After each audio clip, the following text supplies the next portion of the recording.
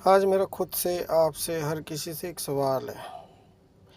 क्या हम धार्मिकता को मानते हैं? क्या हम ईश्वर पे बिलीव करते हैं?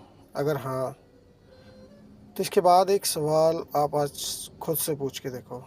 क्या आप जिंदा हो? आप जिंदा हो या सांस लेने वाले कोई ऐसे मुर्दे हो जो दिन रात इधर से उधर भटक रहा है? क्योंकि दोस्त, कोई धार्मिक ग्रंथ पहला तो हमें पाप करना नहीं सिखाता। वो पापों से दूर रहने को कहता है। और आप एक बात ध्यान रखो, जब हम पाप करते हैं तो इंसान कहता है कि हमें उसे जब बीमारियों से, तकलीफ़ों से, जैसे भी सज़ा मिलती है, जब वो परेशान होता है तो वो कहता है कि हमें हमारे पापों की सज़ा मिल रही है।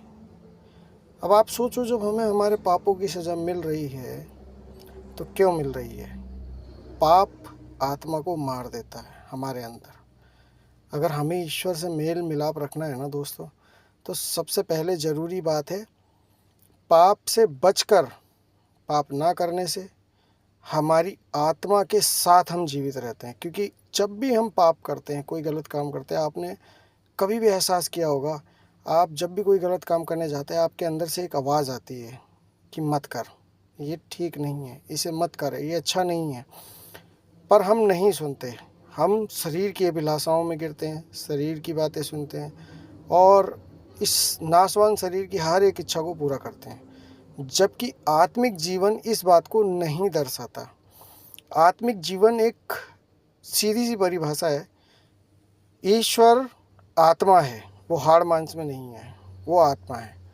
और अगर हमारी आत्मा जो ईश्वर का घर है, वो कहता है इधर उधर मत ताक, तू मेरा मंदिर है।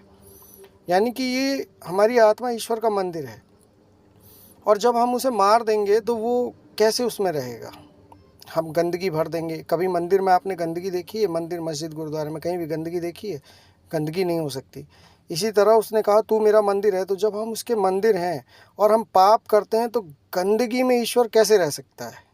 इसीलिए दोस्तों, आज ध्यान कर लो। कोई धार्मिक ग्रंथ नहीं कहता गाली दो, कोई धार्मिक ग्रंथ नहीं कहता झूठ बोलो, चोरी करो, व्यभिचार करो, किसी का हक मार के खाओ, गरीबों को सताओ, नाजायज़ करो। नहीं, अगर आप इनमें से कोई सा भी काम करते हैं तो आप ध्यान रखें, आपने अपने आप को जीते जी मार दिया है। आपके अंदर की सॉल मर चुकी है और सॉल ही है, आपकी आत्मा ही है जो ईश्वर से डायरेक्ट आपको कनेक्ट रखती है। क्योंकि हाड़ मांस से वो बात नहीं करता, वो आत्मा से बात करता है, क्योंकि वो आत्मा है।